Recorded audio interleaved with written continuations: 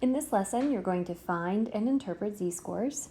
Additionally, you're going to be able to describe the effect of adding, subtracting, multiplying, or dividing by a constant, and what its effect is on the shape, center, and spread of a distribution of data.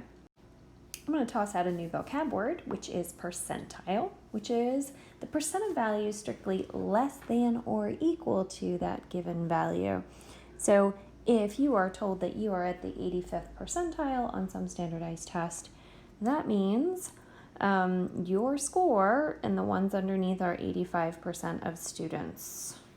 Okay. So what you're going to do in this activity is I would like you to work with a partner to complete numbers 1 through 6 on the Statsmedic paper that I gave you. After completing these questions, I want you to continue watching the video to make sure you've got the key ideas down, but you're going to get a lot more out of this if you give it a try yourself and don't just listen to me. As you approach these questions, think about this. How well did you do on your first quiz? And then how well did you do relative to your classmates? How do we compare? Okay, so here are the results of a random sample of 20 students who took the first quiz, along with a dot plot and the summary statistics. So this little lesson here is a shout out to the classic movie Back to the Future from the 80s, where good old Biff is in there. So on this quiz, Biff scored a 65. What is Biff's percentile? Well, it's easiest to see if you look at the dot plot. I see 3 dots at 65 or less. And there was a sample size of 20, so it'd be 3 out of 20, which is 0.15, or we'd say the 15th percentile. Now, was Biff above or below the mean? In other words, how did he compare to everybody else? And by how many points? And then how many standard deviations? Well, I can see that the mean was 80, so Biff was 15 below the mean. If I want to see how many standard deviations below the mean he was, well, I would just take that 15 points that he's below and I would divide that by the standard deviation of 10. So he is 1.5 standard deviations below. I'll talk about this in a more formal way in just a minute. So the next question is, Marty scored an 88. And if you've seen the Back to the Future movies, Marty's played by Christopher Lloyd. Marty scored an 88. What is Marty's percentile? So how many are 88 or below? If you're struggling to tell which one's 88, you could look at the raw data up here. So it looks to me like there are 16 out of 20, which would be 0.8. So he's at the 80th percentile. Was Marty above or below the mean? Well, the mean is 80. So he is 8 points above the mean. And to get my standard deviation, or to see how many standard deviations away, if I just took the points and divided it by 10, I would get 0.8 standard deviations. Again, I want to talk about the direction. Well, he's above the mean. Okay, because you're always curious, are you doing better than the average or are you doing worse? So what you've just done in 1 through 4 is you've actually calculated a z-score. A z-score is defined as the number of standard deviations above or below the mean. So if we were to write a formula for calculating a z-score, it's your value, which in our case was Biff's score. We would subtract the mean, and then we just divide it by the standard deviation. Okay? So direction really matters when it comes to z-scores. So I just want to look back at our previous two for a second.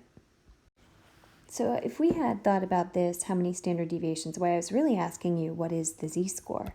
So in a formal way, we would have done the z-score. Well, Biff's score was a 65, and you subtract the mean, which is 80, to see how many points away, and then divide it by the standard deviation of 10, we actually get negative 1.5.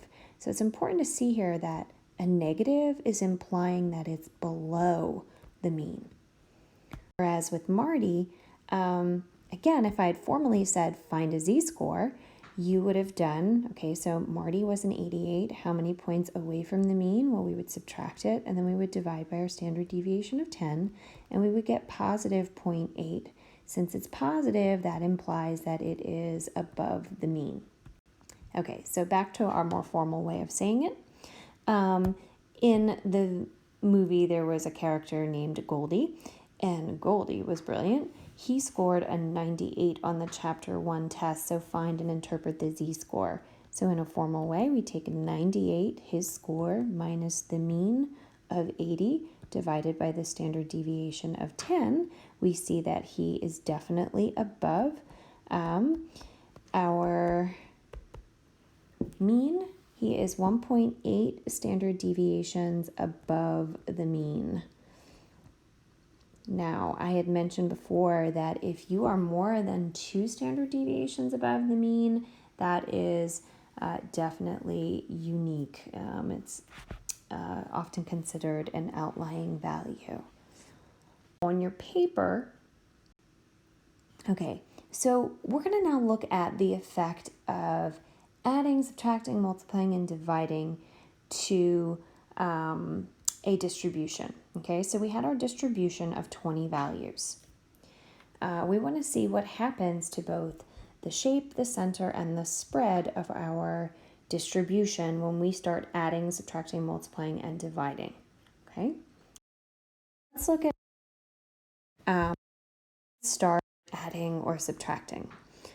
And the two mathematical operations used when calculating a z-score would be, first we subtract and then we divide. Okay, so what do we do? First we take each score and we subtract the mean.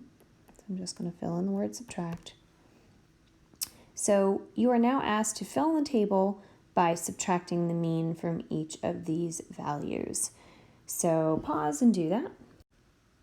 And now that you have these new values, what I want you to do is to make 2 different dot plots. You're going to make the first for just your the original scores, and then a second dot plot for these new values written in green. So pause the video. Notice that my axes are counting by 2s. Okay, go for it. So I have created my 2 dot plots, and now I'm going to compare them. So what can we say about the shape? How do the shapes compare when I subtract? Well, to me, they look the same. They didn't alter. How about the center? Well, the center shifted, right? It was at 80. What's it at now? Well, it shifted down 80 because we subtracted 80. What happens to the variability? Well, you can tell by looking at it that their spread did not change at all. So the variability is also the same. Okay, you could verify that quickly by at least looking at the range.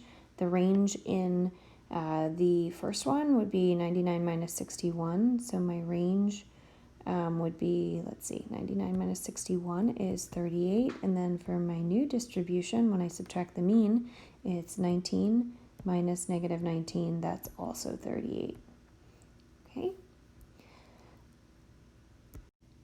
The second thing we do to find a z-score after we take the score minus the mean is we divide by the standard deviation. Okay, so remember that the standard deviation is 10, so we're going to fill in the table now, and we're going to make a new dot plot to analyze, again, the shape, center, and variability or spread. Okay, go for it.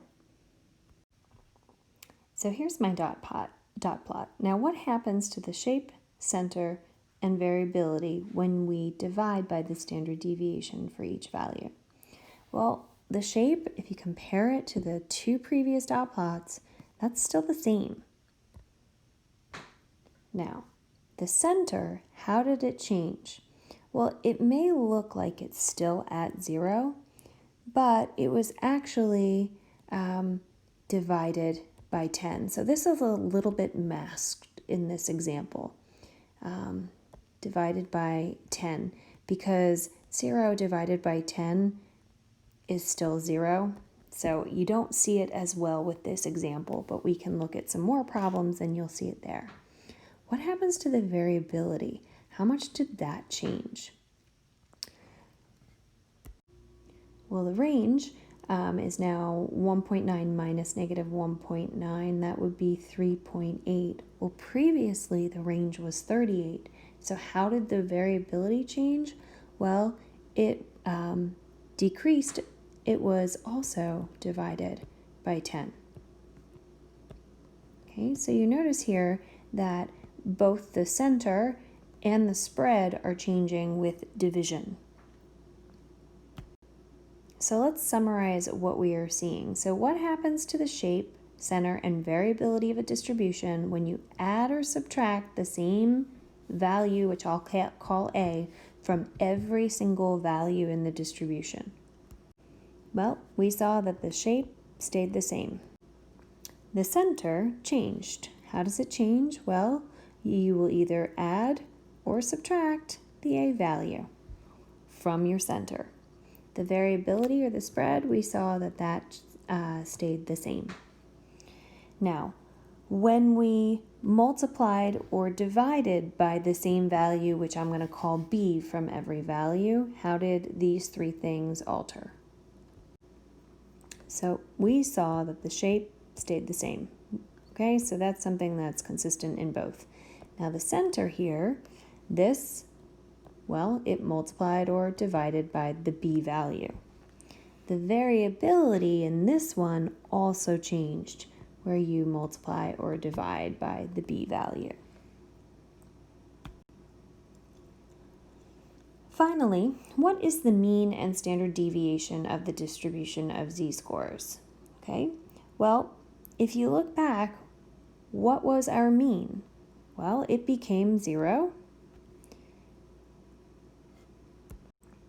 And our standard deviation, well, in that example, it started out 10, and we know now it changes by dividing by 10, so our new standard deviation is 1. So another big takeaway is that standardized distributions, which are z-scores, always have a mean equal to 0 and a standard deviation equal to 1. So our first big idea here is that a z-score is a standardized value. And to find one, you take the value, subtract the mean, and divide by the number of standard deviations. You will be asked to interpret in context on the AP exam. So if you're asked to explain what a z-score is, you take the context. You say is, you tell me how many standard deviations above or below the mean. So in the one problem where we were asked to interpret Goldie's z-score of 1.8, we would say Goldie's Chapter 1 test score is 1.8 standard deviations above the mean. Our second big idea that we saw was when we were given a list of numbers and we transform them. So if we're given any list of numbers where we add or subtract a number, which I'll call A, to each value, we saw that the shape and the variability stay the same. It's just the center that shifts up or down by A. So if we multiply or divide by a number, which I'll call B, the shape stays the same, but this time both the center and the variability multiply or divide by that B value. I want to give a shout out to Stats Medic for the use of their great lesson, and I would like you to proceed to the Check Your Understanding and check Schoology to see if you've got this.